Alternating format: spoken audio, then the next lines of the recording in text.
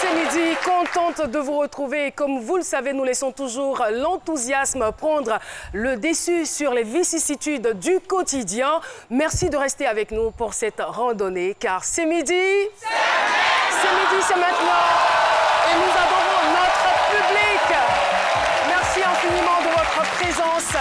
Et je commencerai aujourd'hui par ma gauche avec notre talentueux et émérite Jean-Michel Ona. Bonjour Caroline. Quel sera donc le contenu de votre chronique? Bonjour Jean-Michel. Eh bien, Jean-Michel Ona. Et ça marche finalement. Le contenu sera assez croustillant, mesdames et messieurs, avec une nouvelle série ivoirienne à présenter qui a déjà commencé sa diffusion sur RTI 1, une autre qui est à venir, et puis aussi une production média qui devrait faire plaisir à beaucoup de jeunes dans notre pays. Et qui se trouve sur ma droite? Pardon? Le doyen Neba, bonne réponse. Nous sommes en compagnie du doyen. Bienvenue Neba, toujours souriant. En tout cas, on est content de vous avoir sur ce plateau. Je ne cesserai jamais de le dire, hein, franchement. C'est une joie partagée. Ouais. Vraiment, c'est difficile d'arriver ici de mauvaise humeur. Ça, c'est la vérité. C'est la vérité en plus. Et il est aussi difficile de déranger Dr Philo lorsqu'il est en plein boulot. Là, n'aime pas le bruit, Et là, je suis en plein boulot, je suis en train de finaliser mon tableau. Je pense bien qu'il y a une grosse surprise aujourd'hui. Voilà. Et là, c'est... Voilà, c'est comme ça. Voilà. Donc, ça donne ceci. Attendez, je vais... Voilà.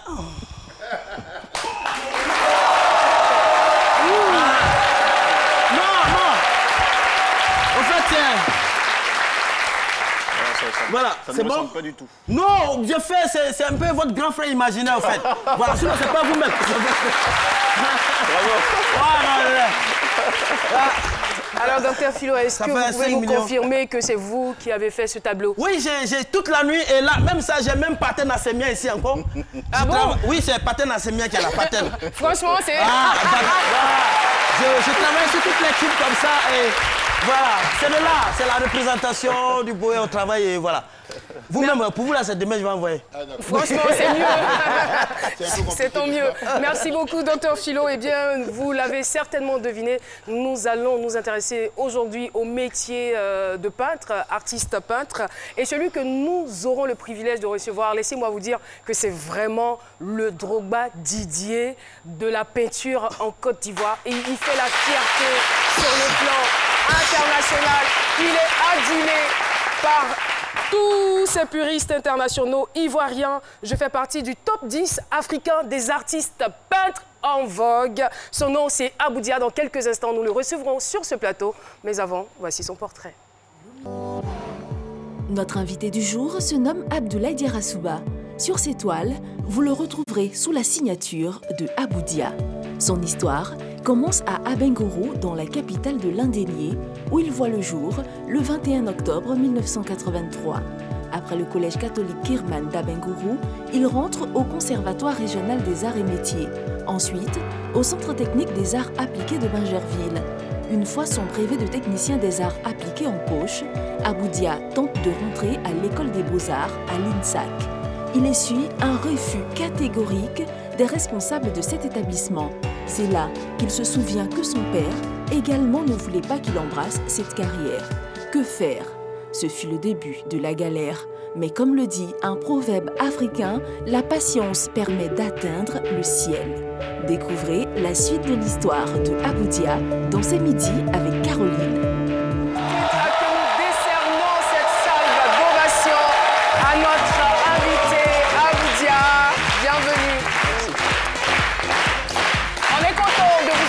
Ce plateau, Aboudia Abdoulaye Diarra-Souba, à l'état civil. Aboudia, c'est plusieurs distinctions. Jeune artiste peintre ivoirien, il expose dans de grandes capitales mondiales, dont New York, Berlin, Londres, Paris et j'en passe. Merci infiniment de nous honorer par votre présence. Merci beaucoup. Docteur Philo, ivoirien, je fais partie du top 10 africain des artistes peintres en vogue. Qu'est-ce que vous en pensez? On le découvre tout de suite et maintenant. C'est mon avis, avec Docteur Philo. Merci. C'est là. Quand on vous dit le Drogba Didier de la peinture, vous restez à votre place. Le jour où on a reçu Drogba, il y en a même qui sont allés jusqu'à l'accueillir là-bas. On dit le Drogba Didier de la peinture, vous êtes hey. C'est parce que vous ne le connaissez pas. Abou Dia, vous ne le connaissez pas. C'est un monument. C'est un monument.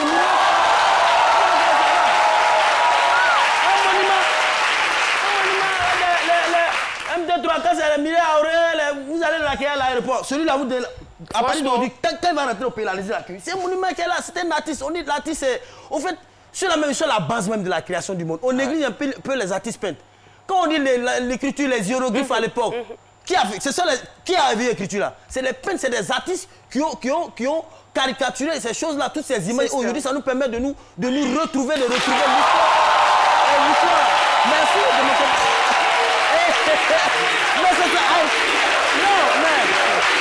Non, c'est bon. Je vous dis, s'il vous plaît, je suis assis ici. C'est vrai que parfois il raconte des bêtises, mais je suis titulaire d'une licence en histoire-géographie. Ouais. Voilà. Donc quand je parle, ça connaît. Mais attends, quand les hiéroglyphes, l'âge de la pierre taille, l'âge de la pierre, quand on parle de crâne d'Ougdoué, de Broken Hill à l'époque, c'est les artistes qui ont reproduit cela. C'est pas nous. Et je vous dis, alors. Et c'est toute une philosophie. Et puis, il ne se fait pas appeler Abou Dia pour rien. Pour les musulmans, quand on dit Abou, c'est le prénom Abou, mais Dia, c'est la joie. Dia, c'est la paix. Abou Dia, c'est un homme de joie, c'est un homme de paix. Et en même temps, vous dit que ce jeune a représenté même la crise ivoirienne à travers sur une toile. Pendant qu'on tirait, lui, il regarde quand il s'élève. Pendant qu'on fuyait pour rentrer dans les trucs, lui, il regarde et puis il reproduit ça. C'est grâce à lui quand même, on arrive à voir. Regardez quelqu'un. Des balles, il regarde, et puis il dessine, il dessine. C'est parti là, depuis la guerre. Et je vous dis, alors, si aujourd'hui... Docteur Philo, n'allez pas nous dire après qu'il a esquivé quelques balles. Hein. Non, il prend, c'est pas là, mais il prend pour faire perso même. Ah d'accord. C'est pas là, mais il prend pour faire perso. C'est quelqu'un qui a fait ça là. C'est pas pour rien qu'aujourd'hui il est à bout de la paix. Celui qui n'a pas vécu la guerre, il ne peut pas connaître la paix. C'est parce qu'il a vécu la guerre qu'aujourd'hui il s'appelle à bout de la paix, Abou Dia. Donc je vous dis que c'est un jeune à encourager. Et les artistes en vogue en ce moment, on a besoin, les éléphants, des trucs, on en a besoin. L'expression de la sensation. Et là, c'est tout un art. Même, vous voyez là, c'est là, regardez. Docteur Philo, chacun donne son explication. Non, mais c'est clair. Je veux dire, chacun donne son explication. Franchement, moi, je suis entièrement d'accord avec vous aujourd'hui dans votre chronique, surtout lorsque vous nous dites de respecter nos icônes, de respecter les célébrités. Et Abou Dia, c'est une grosse fierté pour la Côte d'Ivoire. Et c'est à juste titre que nous le recevons sur ce plateau pour l'honorer. Tout de suite, avec votre permission, notre docteur Philo, que je vous demande d'applaudir très fort. Non, ça va, la prochaine fois. On n'a pas beaucoup de temps. On va comprendre plus tard. Merci donc de retrouver Pater Nassémian pour le micro-trottoir. Le micro-trottoir avec Chris Pater Nassémian.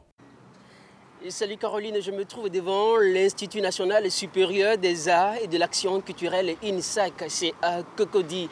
Et la question de ce micro-trottoir est la suivante. Connaissez-vous des artistes peintres prometteurs? Je vous propose quelques réactions dans cet élément. Je ne connais pas de peintre. Oui, comme le cas d'Obou. Obou, c'est un peintre dont lui, sa personnalité, il travaille sur le bread. Voilà, le bread, c'est-à-dire il prend les visages des femmes, il transforme ça en lait pour faire ressortir une beauté. Donc on est l'équipe Jean-Yves, et lui, son thème, c'est le blanchiment anarchique. La plupart du temps, il travaille avec les fils de courant. Donc, quand il travaille un peu, puisque nous avons plusieurs types de peinture ici. Il y a la peinture monochromatique qui travaille pour souvent faire sortir des visages pour exprimer certains cas. Oui, j'en connais bien des artistes peintres promoteurs, tels que Yanzi. C'est un artiste peintre ivoirien. Il peint à l'aide des taches et des petits points pour faire sortir le contour du visage et les formes. Avec plusieurs couleurs, c'est très beau à voir, c'est agréable. On peut trouver même l'une de ses productions sur le mur du lycée de Bégerville. Je connais un artiste peintre, Abou Dia. Il travaille sur les œuvres abstraites. Bon, dans ses œuvres, ce qui me touche, c'est de la manière il arrive à traduire l'abstrait. C'est-à-dire, À première vue, on peut pas tout de suite savoir ce qu'il y a. On se pose plusieurs questions en même temps sur son travail, sur le mystère qu'il y a dans son travail.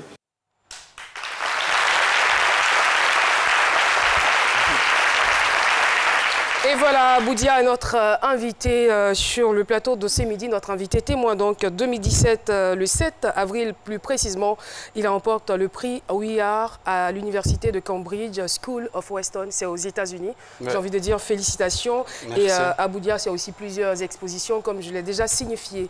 Mais ce qui est important, la chose sur laquelle nous allons certainement insister, c'est d'où vous êtes parti. L'aventure avec la peinture, elle naît comment? Je sais qu'elle est née ici en Côte d'Ivoire, mais comment? L'aventure est née... D'abord, j'aimerais remercier l'équipe de Saint-Midi de me donner la parole, de me recevoir ici. Nous vous en prions. Et la peinture est née... Enfin, je suis né, l'aventure a commencé à Bengro. À Bengro, voilà, parce que je suis originaire d'Apprompronu, sous-préfecture d'Abengro. D'accord. D'où je suis né et j'ai grandi. Donc déjà, à l'école primaire, je savais dessiner. J'imagine que vous ne faisiez pas de cadeaux à vos amis de classe, hein. Dans les non, matières comme les arts plastiques. Oui, surtout au maître, je ne faisais pas de cadeaux.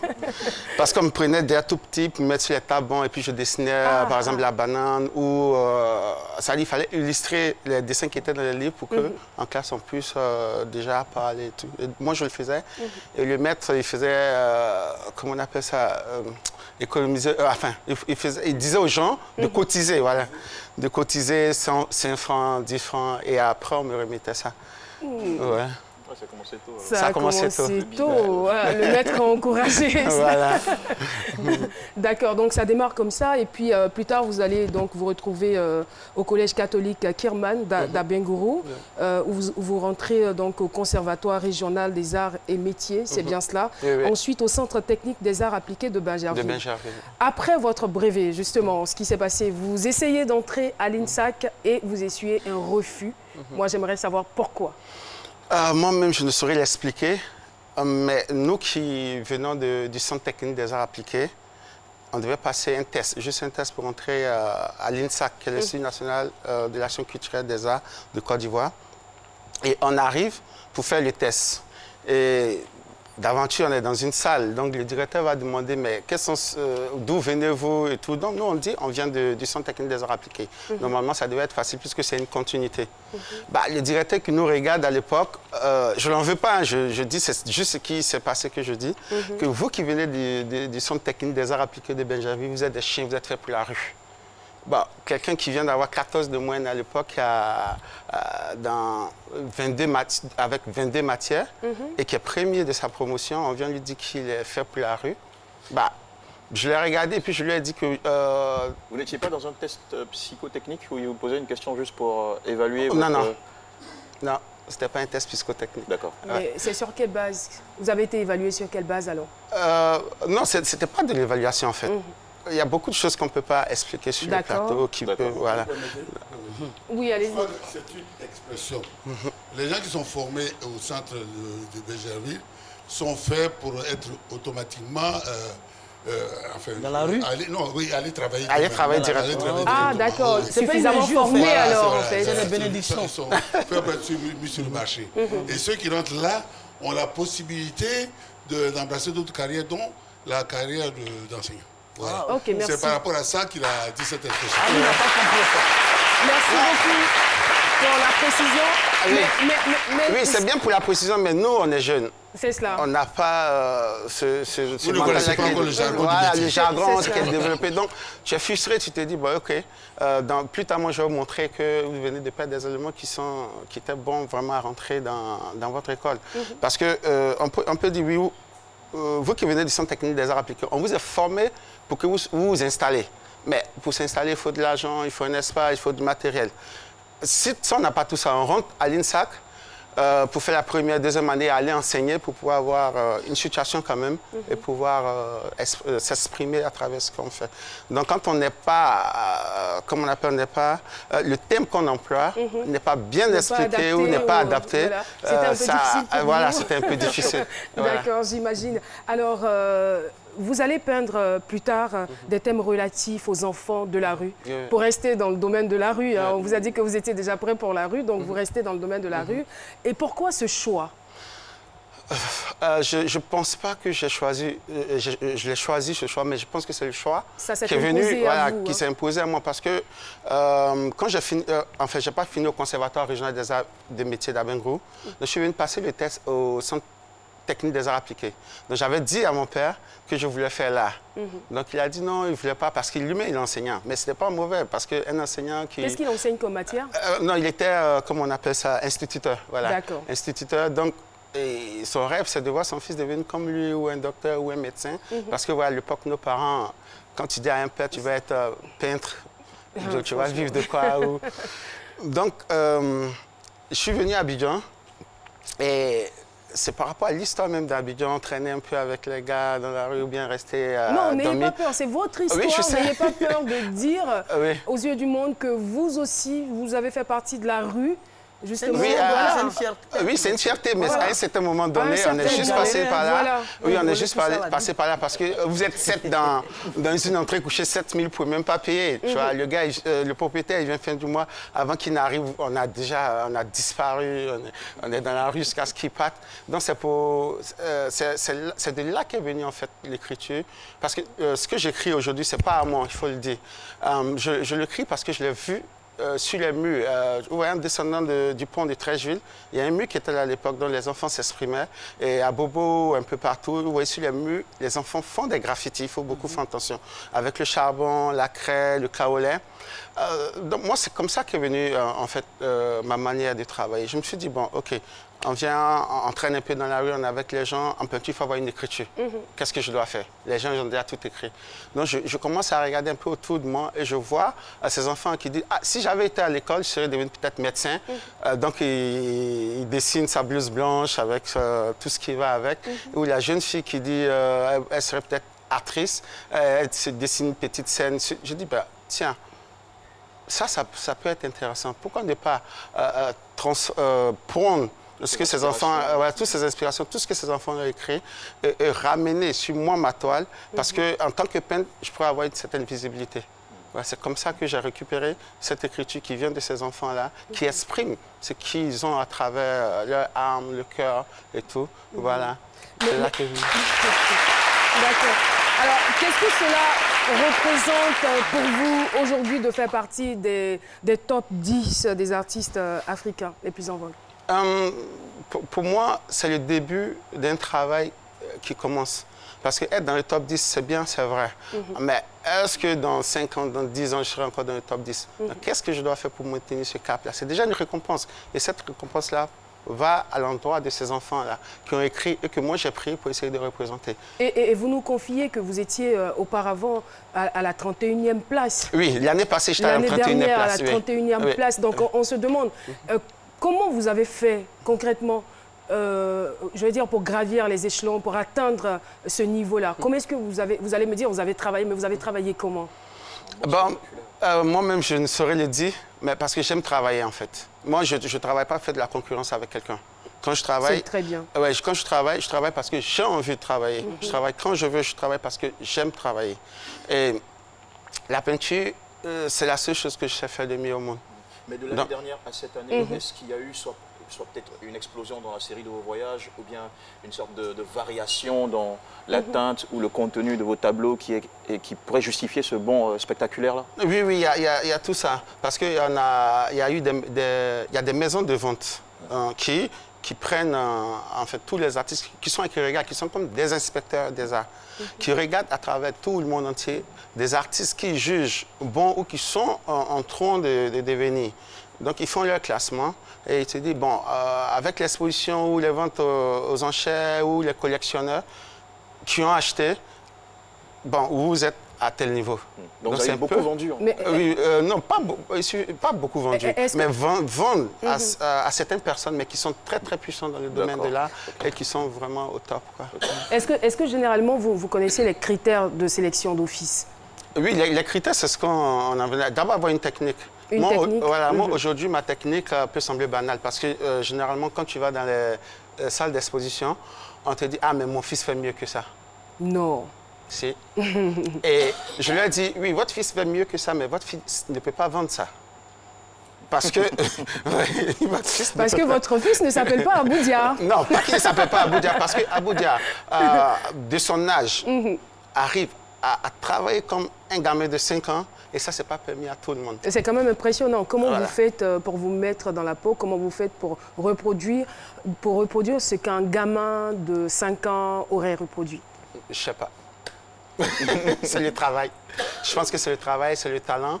Et je me suis dit, en force de côtoyer, comme je le disais tantôt, ces enfants-là, regarder leur dessin, puisque c'est leur histoire que je dois transmettre. Donc, il faut que je me mette à leur place, dans leur peau. C'est impératif, quoi. Mais comment vous appelez votre technique? Comment vous la définissez? Parce que chaque peintre a une sorte d'appellation de son travail. D'abord, en gros, c'est le street art, mais le street art qui parle des graffitis. Voilà. Street art. Un street art, l'art de la rue. Okay. Mais pourquoi en anglais? Pourquoi pas le bara du ghetto? Bah, prenez... Non.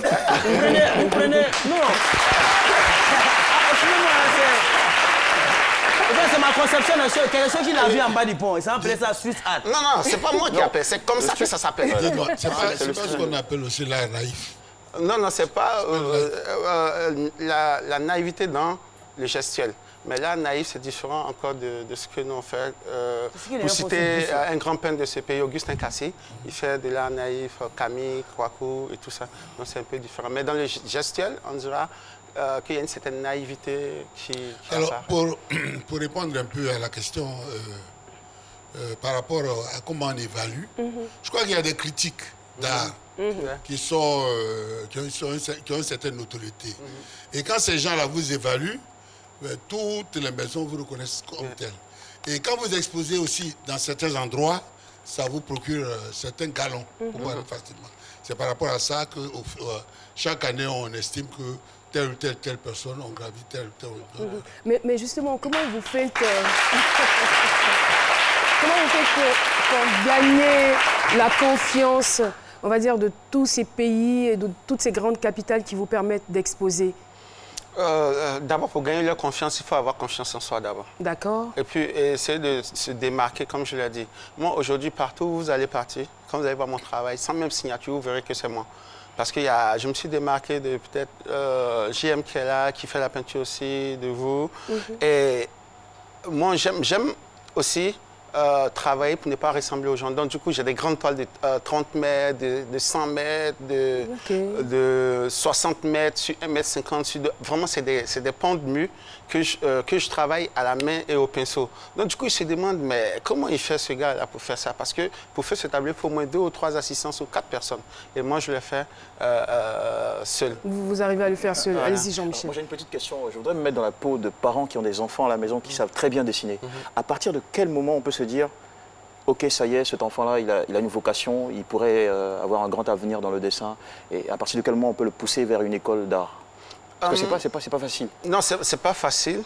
Déjà, il faut que l'enfant aussi montre la volonté et l'envie de vouloir faire ça. Oui, mais quand il sait déjà très bien dessiner, est-ce que c'est suffisant pour l'encourager, s'il le veut bien, à aller dans une école d'art où il y a des petits critères qu'il faut remarquer avant de... Non, c'est pour on va à l'école. C'est pour on va à l'école, bien c'est pourquoi on amène les enfants dans les ateliers des artistes déjà confirmés, pour leur apprendre le b.a.-ba, pour leur apprendre comment dessiner, pour leur apprendre comment faire la peinture, les mélanges, tout ça. Parce que dans votre cas, vos parents n'avaient pas accepté au début. Non, moi j'ai fui la maison et je suis parti. Parce que je savais que je voulais faire ça. Il faut aussi savoir, Jean-Michel, qu'aucun Africain n'encourage son enfant à être artiste. En général. Non, ne disons pas aucun, en général peut-être. Je dis ça, mais c'est la volonté de l'enfant qui finit par lui imposer aux parents. Mais c'est à dessein. Je veux dire, c'est à dessein qu'ils réagissent ou qu'ils agissent ainsi. Les parents, oui. Les parents, oui. Parce qu'il n'y a pas de véritable politique de promotion des artistes. On a bien remarqué qu'on a des artistes talentueux, mais qui sont malheureusement dans des états qu'on ne pourrait même pas citer ici. Qui ne vivent pas de leur art. Mais bon, encore vous, hein. Quand je vois la voiture dans laquelle vous vous déplacez, je me dis, bon, ça va. Voilà, ce n'est pas encore terminé. Nous allons bientôt entamer la deuxième partie de cette émission, mais avant, la pub. C'est midi, c'est ça.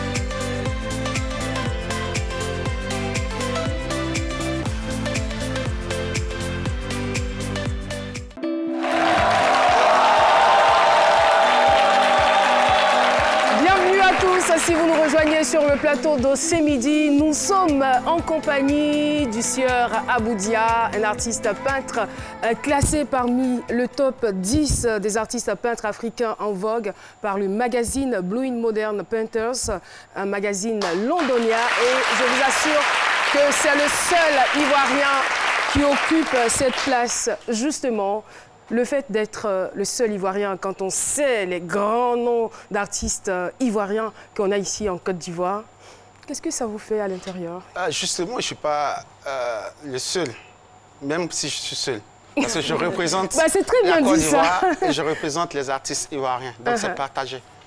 Voilà. C'est partagé. Vous le devez donc à vos devanciers, à tous les précurseurs du métier. Exactement. C'est bien cela. Mais qu'est-ce qui a véritablement changé dans votre vie depuis que vous occupez cette place-là?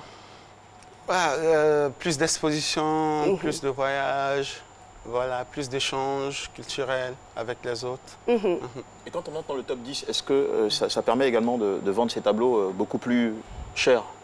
Oui, plus que c'est dans le top 10, donc... Vous ne l'aviez pas mentionné.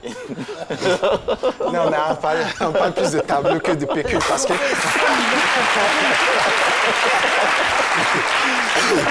c'est mieux, je pense que c'est mieux de parler de tableaux plus que de pécule. Non, en fait, parce que ça pourrait permettre aussi à ceux qui ont un certain regard sur ce métier en se disant on ne peut pas y gagner franchement sa vie, en tout cas, de corriger leur... On peut bien vivre de ça. Voilà, tout à fait. On peut bien vivre de ça. Bien vivre de ça. Super bien vivre de ça.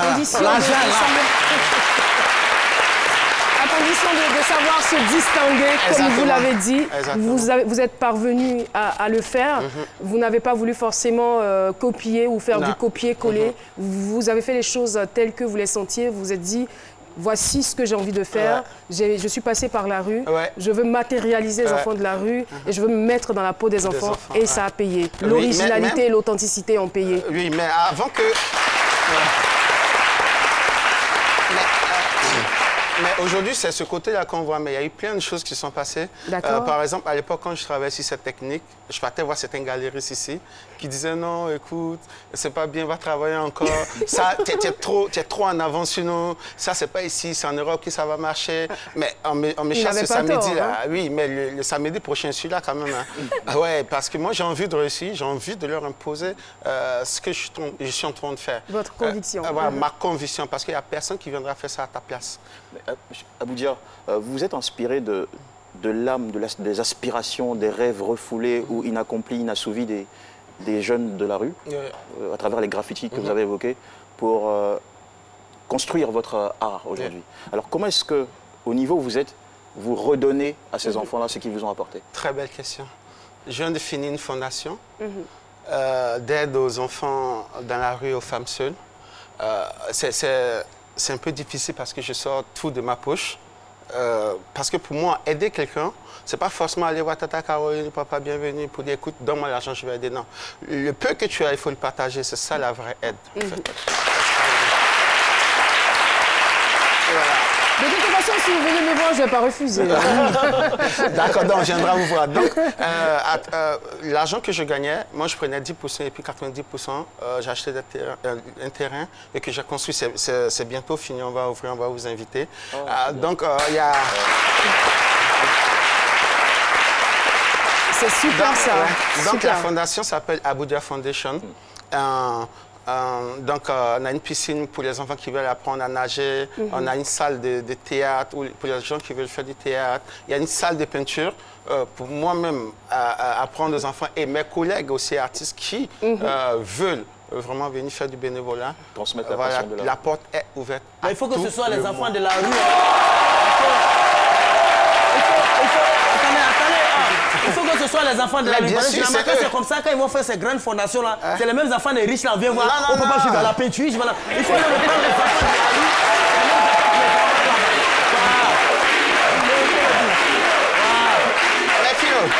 Philo, après, si tu as le temps, je vais te prendre. On va se promener, on ne pourra même pas conduire. Parce que ces enfants qui sont au carrefour tout le temps viennent s'agripper sur la voiture. Ah, c'est Aboudia, c'est Aboudia, c'est Aboudia. Tu vois, et moi, la plus grande richesse qu'on puisse avoir, c'est cette reconnaissance-là de partager. Merci beaucoup, Aboudia. Voilà. T'inquiète. Nous allons passer à une autre étape. On a besoin de tout le monde, des riches et des pauvres. C'est la même chose, les mêmes êtres humains, en fait. Ouais, merci infiniment, Aboudia. Ce n'est pas encore terminé, nous allons passer donc à une autre étape de cette émission et surtout de cet échange. Mais tout à l'heure, ce que j'ai dit, c'était juste pour la télé, ne me demandez pas de l'argent. On va recevoir tout de suite Paulus Agathon pour les réactions des téléspectateurs. C'est parti. Vos réactions nous intéressent avec Paulus Agathon. Agathon.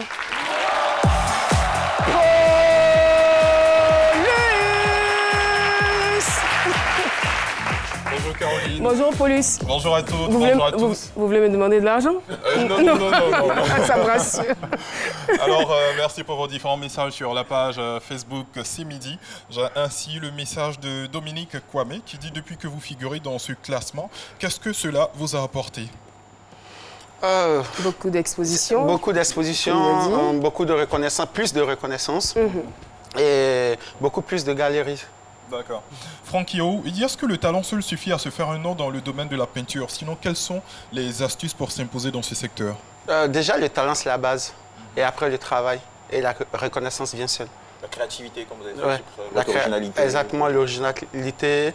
Ça va trouver quelque chose qui différencie des autres. Voilà. Même les jumeaux, ils n'ont pas les mêmes empreintes. Donc, il faut tout faire pour trouver quelque chose qui te différencie et qui est vraiment poignant, qui raconte toute une histoire. Mais, excusez-moi, est-ce que vous pensez que si à un certain moment donné de votre vie, vous n'avez pas décidé d'aller aux États-Unis, vous auriez atteint ce niveau-là? Ah, c'est ce qui est paradoxal parce que j'ai commencé ici avant d'aller aux États-Unis. Certes, on le sait. Et oui, non, je veux dire que j'étais un peu connu ici avant d'aller. Mais c'était à une étape embryonnaire. Oui, mais il faut reconnaître aussi que le pays et les gens comme le professeur Yacouba Konaté, Mme Mathilde Moreau, plein de personnes comme ça, des acteurs comme ça dans le milieu artistique m'ont tendu la perche, m'ont donné une certaine visibilité. Et c'est au travers de ça que ces personnes aussi m'ont vu. Donc déjà, il faut être reconnaissant aussi d'où je viens, des personnes avec Alors Franck Liu, en tout cas, félicitations à vous. Ça fait plaisir de voir des Africains qui font rayonner l'échelle de notre pays. En tout cas, beaucoup de succès pour la suite. Et donc, Caroline, c'est avec ce message que moi, je vais m'arrêter pour ce jour. On se donne rendez-vous demain, toujours à la même heure, parce que comme d'habitude, vos réactions nous intéressent. Merci beaucoup, Paulus Agathon. Et c'est avec le même plaisir qu'on vous retrouvera demain dans cette émission. Voilà, donc Aboudia, on a déjà quand même abordé l'étape de vos projets, surtout du projet qui vous tenait à cœur, celui de la Fondation. Alors, la suite, c'est quoi exactement, en dehors de la Fondation? En dehors de la Fondation, je vais continuer de peindre. D'accord. Et d'accueillir aussi tous ceux qui sont désireux d'apprendre la peinture. Ou vraiment qui, même en dehors de la peinture, qui ont besoin de conseils, qui ont besoin de parler, je suis ouvert. La fondation est située où? À Benjerville, merci. La fondation est située à Benjerville parce que d'Abengourou, je suis arrivé à Benjerville et Benjerville aussi m'a donné beaucoup de choses, l'éducation, la formation, les amis, les gens. Donc j'ai décidé de me planter là, la fondation, pour que aussi ça soit un peu décentralisé. Voilà. A-t-on besoin de vous demander encore de donner peut-être quelques petits conseils à tous les jeunes qui, comme vous, souhaiteraient embrasser la carrière d'artiste peintre? Oui, croire en ce qu'on a envie de faire, avoir des convictions, se donner les moyens de pouvoir les réaliser. Et surtout le respect des aînés et des gens qui nous entourent. Le respect, c'est le plus grand diplôme qu'on puisse avoir. Parce que tu peux être doctorant et trouver quelqu'un qui est même en pantalon ou en tapette, tu ne sais même pas qui il est. Tu lui manques de respect et demain tu le trouves dans son bureau avec ton truc, il va te mettre dehors. Donc le plus grand diplôme, le plus grand conseil qu'on puisse donner, c'est de respecter même plus petit que soi. Parce qu'on ne sait jamais. Même un peintre bâtiment, il faut le respecter.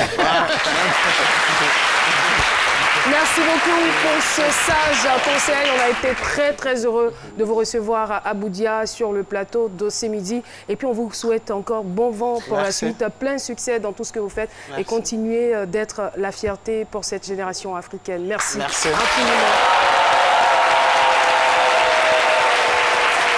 Alors, on reste toujours dans le domaine des arts et de la culture.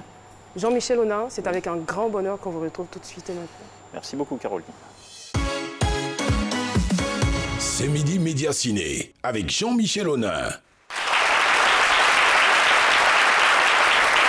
Merci beaucoup. Cinéma pour commencer avec une nouvelle série ivoirienne de 26 épisodes, de 26 minutes chacun, intitulée Le Deal, diffusé tous les dimanches 20h50 sur RTI 1. C'est l'histoire d'une complicité, d'un deal entre des familles pour obtenir un mariage avec un jeune footballeur héritier par souci de vengeance et surtout d'intérêt financier. Image pour vous.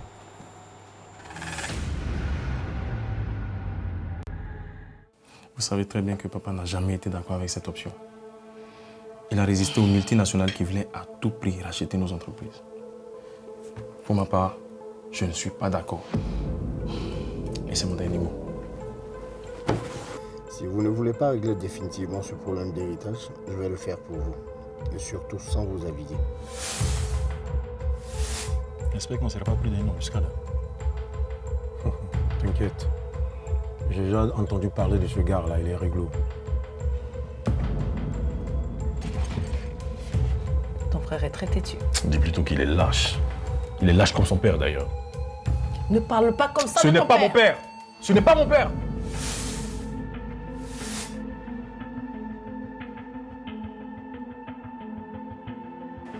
Il y a une liste de personnes que j'ai sélectionnées. Et ces personnes ne doivent plus représenter une menace pour moi. Allô?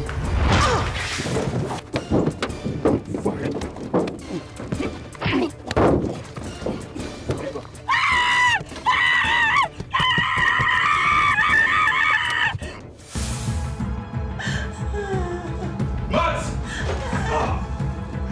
C'est le seul moyen dont tu disposes, c'est ça? Oui, c'est le seul moyen de posséder ce qu'il Alors signe ce papier. Nous accueillons tout de suite trois des acteurs de cette série que sont Beda Pelagie, Daniel Poté dans le rôle d'Anis Lerougnon et Griffiths, il a un nom particulier, de Mazarin Zobo dans le rôle de Max. Voici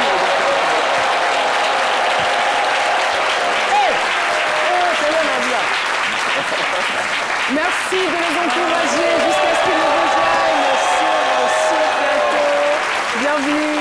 Bienvenue à On vous. est content de vous recevoir. On est content de vous recevoir. De très bons acteurs. Moi aujourd'hui, quand je regarde la qualité de jeu de nos acteurs, je me dis, on a de la matière. On a vraiment de la matière. Et vous, particulièrement, je vous aime beaucoup. Je ne veux pas faire de discrimination, mais je vous ai déjà vu sur plusieurs séries. Belle diction. Très belle élocution, franchement, chapeau. Merci.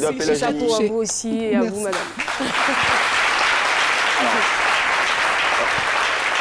Notre première question, tout en vous souhaitant la bienvenue, c'est quel est l'intérêt de cette série au fond? L'intérêt de cette série, c'est de démontrer toutes ces histoires, toutes ces magouilles, tout ce qui se trame en général entre les gens. Ce qui fait que la confiance en général... La confiance devient une denrée rare, c'est ça? Une denrée rare. Et c'est justifié, justement. Voilà, la confiance devient une denrée rare et c'est justifié quand on regarde cette série. Il n'y a aucune personne là-bas qui soit digne de confiance, finalement. Ça complique beaucoup les choses. Alors, Daniel Poté, vous inscrivez dans le rôle de Anis Lerougnon, qui est la fille qui doit séduire absolument le jeune footballeur parce qu'il est héritier, histoire de... Voilà, on passe un micro. Oui. Bonjour et dites-nous un peu plus sur votre rôle. Ça doit être une tâche facile pour une aussi jolie fille que vous. Merci. En fait, Anis Lerougnan, c'est une jeune demoiselle qui doit absolument séduire, comme vous avez dit tout à l'heure, le jeune footballeur. Et en fait, parce qu'elle a une idée en fait derrière la tête, elle est poussée par son père, parce qu'elle doit séduire Cyril Kouassi, l'épouser, afin de récupérer toute sa fortune. Effectivement. Pourquoi c'est aussi, je ne voudrais pas dire méchant, mais aussi forcené? Parce qu'en fait, le père de Cyril Kouassi est un peu à la base de la ruine de mon père. Donc, voilà. Une question de vengeance, de vendetta. Effectivement. Et donc, pour le faire, il utilise sa fille. Super, d'accord. Mais attends, vous avez remarqué quelque chose? C'est-à-dire, elle nous donne la trame du film comme si c'était la vérité. Pourquoi? Mais pourquoi? Justement, c'est ça. Justement. Et on sent que vous vivez vraiment la chose. Hein. On va lâcher un mot maintenant à notre cher Griffith. Son nom est, je le disais, assez... de Mazarin Zobo. Oui. Je vais oser la question. C'est d'où ça? Griffith de Mazarin. C'est de la Côte d'Ivoire, précisément de Gagnois. Ok. Et de Grand Lao. Mon père habitait de Gagnois et ma mère est à Vicam de Grand Lao. C'est beau ça, franchement. Pourquoi ne doit-on pas rater cette série sur RTI 1? Parce qu'il y a tellement de rebondissements. C'est une très belle série avec pas mal d'intrigues. Je vous promets qu'elle est très palpitante, réalisée dans de meilleures conditions et avec de bons acteurs, tels que ma maman Béda. Et vous-même, bien sûr. Merci. Triomphe modeste oblige. Oui. D'accord. Merci beaucoup d'être passé nous voir. Ouais, merci. Très, très belle série ivoirienne à voir absolument sur RTI 1, tous les dimanches à partir de 20h50. Le deal.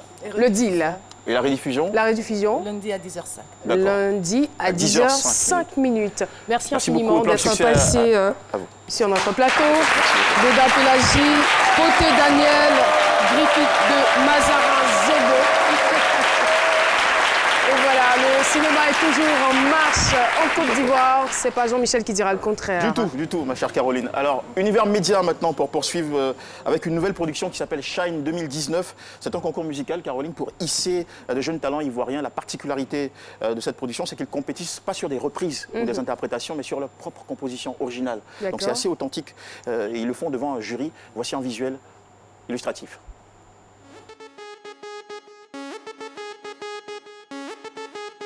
Naruto Cube, things come. C'est la Benomania. Yeah. Shadow Chris Beats. Team Shadow Boss Player. On n'est pas petit, on est gaillard. On règne depuis les Mayas. Ce qui compte, c'est le bara. En toute chose, faut être cara. On fait des trucs de malade. Et pas ton esprit, c'est malade.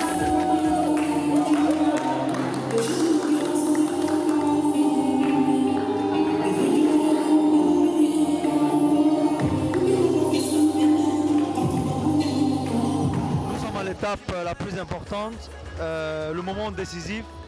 Le jury est actuellement en train de choisir les personnes qui vont passer à la seconde étape de Shine 2019.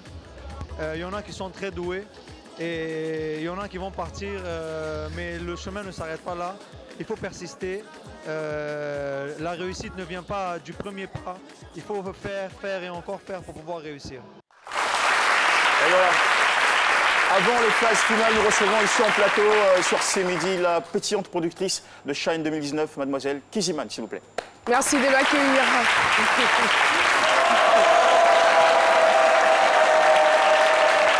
Vous avez oublié de dire la très dynamique productrice. Oui, tout à fait. Vous avez vu son entrée? Ouais, super, avec plein d'énergie. Merci beaucoup pour l'accueil, merci. Alors, bonjour, mademoiselle Kiziman. Bonjour Jean-Michel.